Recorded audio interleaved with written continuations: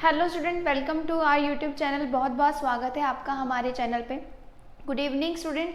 तो आज हम डिस्कस करेंगे नेक्स्ट जो 10 क्वेश्चन। जैसे ही हमारा सेशन चलता है कि हम रोज जो है 10 क्वेश्चंस प्रैक्टिस करते हैं, ठीक है। जो भी टॉपिक्स हैं वो ऑलरेडी हो चुके हैं, उन्हीं से हम ये क्वेश्चंस उठाते हैं ताकि आपकी प्रैक्टिस हो जाए। जो आपके अपकमिंग एग्जाम्स आ रहे हैं, HP high court, sub inspector और जेबीटी। तो जल्दी से सेशन को स्टार्ट करते हैं। देखते हैं फर्स्ट क्वेश्चन क्या होगा हमारा। Okay, question number 1 read out करते हैं इसको। फर्स्ट क्वेश्चन में लिखा गया है, in each of the following question select the related word from the given alternative. ठीक है, एनालॉगी से क्वेश्चन लिया गया है, ठीक है, और आपको गिवन है oasis is related to desert, then कौन सी ऑप्शन रिलेट करेगी सी के साथ, ठीक है। तो इसको हम बोलते हैं रिलेशनशिप बेस्ड एनालॉगी, ठीक है। अगर हम ओएसिस और डेजर्ट का देखें रिलेशनशिप क्या होता है। ओएसिस का मतलब होता है कि ऐसी प्लेस, ठीक है, जो सराउंड की जाती है डेजर्ट में होती है, ठीक है, कि कुछ फर्टाइल सॉइल है, मतलब कुछ वहाँ पे घास पत्तियाँ उगती हैं, तो वो एक पार्ट जो होता है डेजर्ट का, उसको हम ओएसिस बोलते हैं, ठीक है। तो उस तरह से सी के साथ कौन सी ऑप्शन जाएगी, ठीक है। तो ऑप्शंस आपके सामने है, आइलैंड, पेनिनसुला, उसके बाद बैक वाटर और क्लिफ। तो इसके साथ जो ऑप्शन जाएगी ए ऑप्शन आइलैंड, ठीक है। जो सी में भी आप देख सकते हो जो आइलैंड्स होते हैं, ठीक है, वहाँ पे कई फार्म हाउस बनते हैं, ठीक है। तो वहाँ पे भी एक लाइफ जो है पॉसिबल होती है, ठीक है। तो वो क्या होता है, एक एरिया होता है जो सी के अंदर होता है, मतलब वाटर के अंदर होता है, सराउंडेड करता है वाटर के साथ, ठीक है, उसका कुछ एक एरिया होता है, ठीक है। तो इसका आंसर जाएगा आइलैंड। चलो अब चलते हैं नेक्स्ट क्वेश्चन की तरफ। Question number 2। क्वेश्चन नंबर 2 में आपको दिया गया है कंप्लीट द सीरीज। आपको सीरीज कंप्लीट करनी है, ठीक है। सीरीज आपको दी गई है alphanumeric KM5 IP8 GS11 EV14, ठीक है। तो नेक्स्ट आपको बताना है। चलो इसको सॉल्व करते हैं। इसको सॉल्व करने के लिए हम करेंगे इसकी रैंकिंग, ठीक है। ओके, हमें दिया गया है KM5, ठीक है, then IP8, then GS11 EV14, ठीक है। K होता है 11, M इज 30, ठीक है। सबसे पहले इनकी रैंकिंग कर लेंगे। जैसे कि I होगा 9, ये आ जाएगा 16, 7, 19, 5, 22, ठीक है। अब कंपैरिजन करते हैं। अगर हम दोनों का कंपैरिजन करें तो यहाँ पे क्या हो रहा है, डिक्रीज जा रहा है, कितना, -2 का, ठीक है, -2 का डिक्रीज आया। इसी तरह I और G में भी क्या चल रहा है, -2, G और E में भी क्या आ रहा है, -2। तो जो नेक्स्ट हमारे पास होगा वो भी -2 हो जाएगा। मतलब E के बाद क्या आएगा, E का रैंक होता है 5, -2 कितना आ जाएगा, 3 रैंक होता है C का, तो C हमारे पास आ गया, ठीक है। तो इट मीन्स ये दोनों ऑप्शंस निकल गई, तो C और D हमारे पास ऑप्शंस हो सकती हैं। ओके, अब नेक्स्ट फाइंड करते हैं, ठीक है। ओके, देखो यहाँ पे अब नंबर सेम आ रहा है दोनों में, है ना।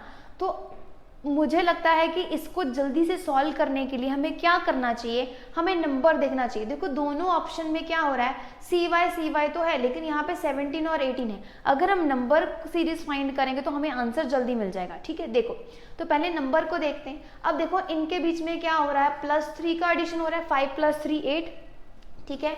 3 + 8 कितना बन गया, 11, 11 + 3 ये बन गया 14, तो 14 + 3 होगा तो ये आएगा 17, ठीक है। तो 17 आ गया, तो 17 ये रहा ऑप्शन में, तो इसका आंसर क्या बनेगा, सी। तो इसका राइट आंसर बनेगा तो सी। अब आप स्मार्ट वर्क के साथ आपने क्वेश्चन को जल्दी से सॉल्व कर सकते हो, एक्यूरेटली सॉल्व कर सकते हो। ओके, चलो चलते हैं नेक्स्ट क्वेश्चन की तरफ। Question number 3।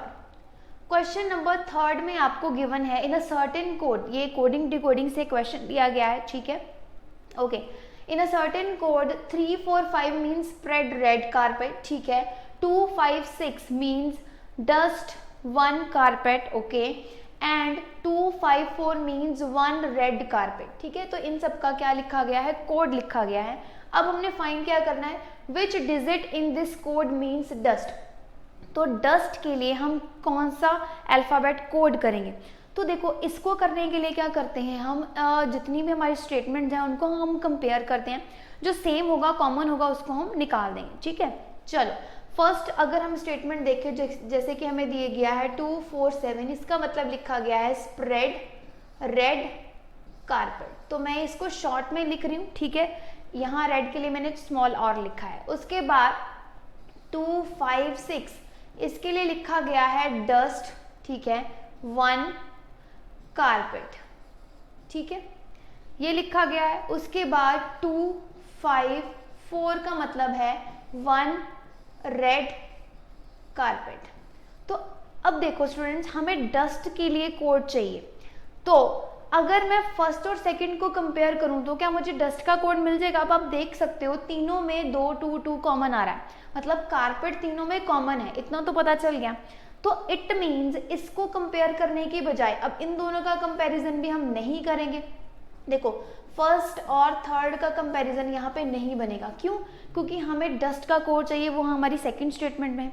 तो हमें यहाँ पे कंपेयर करना है, सेकंड और थर्ड को कंपेयर करे ही हमें आंसर मिल जाएगा, ठीक है। अगर आप 1 और सेकंड को करोगे तो आपको सिर्फ रेड का ही पता चलेगा, कारपेट का पता चलेगा, सॉरी कारपेट कॉमन आ रहा है, तो जरूरत नहीं है। तो सेकंड और थर्ड को कंपेयर करते हैं, ठीक है। अब देखो इसमें 2 चीजें कॉमन आ रही है, करने का मोटिव क्या है, इसमें 2 चीजें कॉमन आ रही है, 2 डिजिट कॉमन है, 2, 5, ठीक है। तो इसमें क्या आ गया, 1 कारपेट, इसको मैंने कट करा। अब यहाँ पे 6 बच गया, तो 6 का क्या होगा, रैंक डस्ट के लिए क्या कोड होगा, 6 होगा। तो इसका आंसर बनेगा ऑप्शन डी। होप कि आपको अच्छे से समझ में आया होगा, ठीक है। तो ऑप्शंस आपको देख के कि आपको क्या पूछा गया है वो आपको देख के उसको एलिमिनेट करना है कि हमारा आंसर हमें जल्दी मिल जाए। ओके, चलो चलते हैं नेक्स्ट क्वेश्चन की तरफ। क्वेश्चन नंबर 4 देखते हैं क्या कह रहा है। क्वेश्चन नंबर 4 ब्लड रिलेशन से है। Vinod is brother of Bhaskar, ठीक है, जो विनोद है वो ब्रदर है भास्कर का। उसके बाद मनोहर इज सिस्टर ऑफ विनोद, जो मनोहर है वो सिस्टर है किसकी, विनोद की, ठीक है। ओके, विस्वाल जो है वो ब्रदर है प्रीतम का, ठीक है, Biswal is the brother of Pritam and Pritam is the daughter of Bhaskar. Who is the uncle of Biswal, तो विस्वाल का अंकल कौन होगा, ठीक है। अब इसको सॉल्व करने के लिए हम क्या करेंगे, जल्दी से बनाएंगे ट्री, ब्लड रिलेशन ट्री, ठीक है। देखो विनोद क्या है, विनोद ब्रदर है किसका, भास्कर का। यहाँ पे भास्कर का नहीं बताया तो मैं BH ले रही हूँ, प्लस माइनस हमने लिख दिया, ठीक है। मनोहर इज सिस्टर ऑफ विनोद। अब जो मनोहर है वो सिस्टर है तो M माइनस आ जाएगा, ठीक है। देन विस्वाल इज ब्रदर ऑफ प्रीतम, तो अभी यहाँ पे हमें किसी के साथ लिंक नहीं हुआ, ठीक है, ना ही यहाँ पे हमें विस्वाल मिला, यहाँ पे हमें प्रीतम मिली। तो हम क्या करेंगे, प्रीतम यहाँ पे लिखा, ठीक है, प्रीतम, ओके, विस्वाल ब्रदर लिखा गया, तो विस्वाल जो है BIS वो क्या है, ब्रदर है प्रीतम का, ठीक है। तो प्रीतम हमें नहीं पता प्लस है या माइनस है, ठीक है। उसके बाद देखते हैं, okay, Pritam is daughter of Bhaskar, जो प्रीतम है ना वो डॉटर है किसकी, भास्कर की। तो प्रीतम जो है डॉटर है किसकी, भास्कर की, तो ये माइनस आ जाएगी, ठीक है। अब पूछा क्या गया है, who is the uncle of Biswal. अब विस्वाल ये रहा, उसका अंकल कौन है, विस्वाल की बहन है प्रीतम, प्रीतम के पापा है भास्कर, तो भास्कर विस्वाल के भी पापा या मम्मी होंगे, ठीक है। तो अब उनका ब्रदर कौन है, विनोद, तो विनोद क्या होगा, अंकल किसका, विस्वाल का, यही हमसे पूछा गया था, तो हम ऑप्शन C मार्क करेंगे, ठीक है। तो इसका राइट आंसर बनेगा option C, question number 4। Okay, चलो क्वेश्चन नंबर 5 देखते हैं क्या कह रहा है, रीड आउट करते हैं इस क्वेश्चन को। डायरेक्शन में से आपका ये क्वेश्चन लिया गया है। Raju facing south turns clockwise, अब उसने क्लॉकवाइज टर्न करा, ठीक है, with the angle of 45 degree, ठीक है। उसके बाद turn anti clockwise angle 90 degree, उसके बाद टर्न क्लॉकवाइज 135 डिग्री, फिर anti clockwise 90 degree, then turn clockwise 45 degree, ठीक है। जितने मर्जी टर्न ले लें, हमने तो आंसर करेक्ट निकाल ही देना है ना। देखो कैसे निकालना है इसको, इसका एक्यूरेट वे क्या है निकालने का। देखो मैंने साउथ लिया, ठीक है, जो हमें डायरेक्शन दी थी। अब उसने बोला 45 डिग्री कितना है, क्लॉकवाइज, ठीक है जी। उसके बाद एंटी क्लॉकवाइज था 90 डिग्री, 90 डिग्री एंटी क्लॉकवाइज। उसके बाद 135 क्लॉकवाइज, ठीक है, एंटी क्लॉकवाइज 90 डिग्री, ठीक है जी, एंटी क्लॉकवाइज एक बार फिर से आ गया 90 डिग्री। देन लास्ट में जो टर्न लिया है वो क्लॉकवाइज कितना है 45 डिग्री क्लॉकवाइज, ठीक है, सॉरी यहाँ पे आएगा क्लॉकवाइज। ओके, अब देखो, अब इसमें क्या करते हैं हम, क्लॉकवाइज वाले को सबको अलग से ऐड कर देंगे, एंटी क्लॉक वालों को ऐड कर देंगे, फिर इन दोनों को कंपेयर करेंगे, ठीक है। उससे पहले इसको इजी करने के लिए हम क्या कर सकते हैं, देखो हमें यहाँ पे 45 डिग्री दिया है एक बार क्लॉकवाइज, फिर से दिया है क्लॉकवाइज 45 डिग्री, दोनों को ऐड करके 90 डिग्री क्लॉकवाइज बनेगा। तो इसका मतलब मैं 90 डिग्री एंटी क्लॉकवाइज को खत्म कर सकती हूँ, क्योंकि इन दोनों का इफेक्ट तो जीरो ही आएगा ना, ठीक है। अगर मेरे पास 90 क्लॉकवाइज है तो 90 एंटी क्लॉक है, तो दोनों माइनस होके जीरो हो जाएंगे, इसीलिए मैंने 45 क्लॉकवाइज को माइनस करा, किसके साथ, 90 एंटी क्लॉकवाइज को भी रब करके, ठीक है। तो मेरे पास बचा 90 एंटी क्लॉकवाइज 135 क्लॉकवाइज, ठीक है, तो इसको माइनस कर देते हैं। तो 135 क्लॉकवाइज को 90 डिग्री से जब आप माइनस करोगे तो ये कितना आ जाएगा 45 डिग्री। वैल्यू किसकी लेंगे, क्लॉकवाइज, क्योंकि इसकी वैल्यू ज़्यादा है, ठीक है। तो एट द एंड वो मूव करेगा 45 डिग्री क्लॉकवाइज डायरेक्शन में, ठीक है। अब डायरेक्शंस देख लेते हैं। अगर हम डायरेक्शंस देखें तो देखो हमें डायरेक्शंस क्या दी हुई हैं, ये हमारे पास साउथ है, साउथ में था वो, अब हमने 45 डिग्री मूव करना है क्लॉकवाइज डायरेक्शन में, तो 45 डिग्री मतलब यहाँ का हाफ हो गया, क्लॉकवाइज इस साइड आएगा, तो ये होता है साउथ और वेस्ट, तो हमारी डायरेक्शन क्या बनेगी, साउथ वेस्ट। तो आंसर क्या मार्क करेंगे हम, ऑप्शन ए। तो फिफ्थ का आंसर बनेगा ऑप्शन ए, राइट आंसर बनेगा साउथ वेस्ट। ओके, अब डिस्कस करेंगे क्वेश्चन नंबर 6। क्वेश्चन नंबर 6 क्या कह रहा है, क्वेश्चन नंबर 6 में okay, in the following question select the odd word, ठीक है, pair from the given alternative. Odd one out से आपसे लिया गया है, रिलेशनशिप बताए गए हैं, ठीक है, तो आपको फाइंड करना है क्या आंसर होगा। फर्स्ट में दिया गया है quick is related to fast, ठीक है। सेकंड ऑप्शन है lazy is related to slow, ठीक है। सी ऑप्शन है credible is related to deceptive, ठीक है। और डी ऑप्शन है exhaust is related to tired, ठीक है। चलो, अब क्विक और फास्ट आपस में क्या है, सिनोनिम्स है ना। क्विक को हम फास्ट भी बोल सकते हैं, लेजी को हम स्लो बोल सकते हैं, जो लेजी है वो स्लो होगा, ठीक है। तो ये भी क्या है, सिनोनिम्स हो गए, ठीक है। इसी तरह जो डी ऑप्शन आप देखोगे एग्जॉस्ट टायर्ड, ये भी क्या है, सिनोनिम है। लेकिन जो सी ऑप्शन है क्रेडिबल, क्रेडिबल का मतलब होता है ट्रस्टवर्दी, ठीक है। देन उसको रिलेट किया गया है डिस्पेक्टिव के साथ, इसका मतलब होता है धोखा देना, ठीक है। तो दोनों अपोजिट वर्ड हैं, तो इसका आंसर क्या बनेगा, सी ऑप्शन, ठीक है, क्योंकि बाकी सब क्या है, सिनोनिम्स हैं, सिमिलर्स हैं, और जो सी ऑप्शन है दोनों अपोजिट वर्ड है, तो इसका राइट आंसर बनेगा सी। ओके, अब बात करते हैं क्वेश्चन नंबर 7 की। Select the odd letter from the given alternative. हमने यहाँ पे फाइंड करना है ऑड लेटर, ठीक है। ऑप्शंस आपको गिवन है, ठीक है। तो ये अल्फ़ाबेट बेस्ड है, ठीक है। तो इसको कैसे सॉल्व करेंगे, नंबरिंग करेंगे अल्फ़ाबेट्स की, पैटर्न ढूंढेंगे और हमें आंसर मिल जाएगा, ठीक है।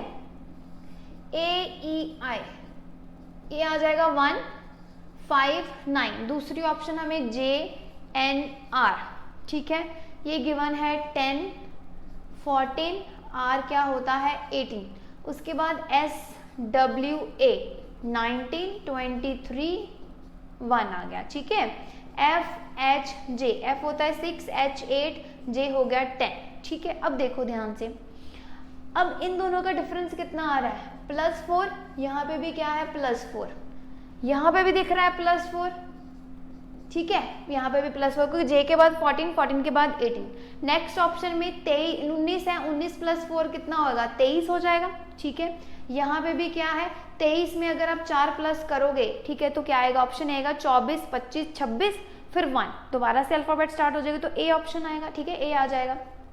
अब लास्ट ऑप्शन में देखिए इन दोनों का डिफरेंस कितना है, +2, तो ऑड वन का आउट क्या हुआ, डी ऑप्शन, क्योंकि इसमें क्या हो रहा है +2, बाकी सब में क्या चल रहा है +4।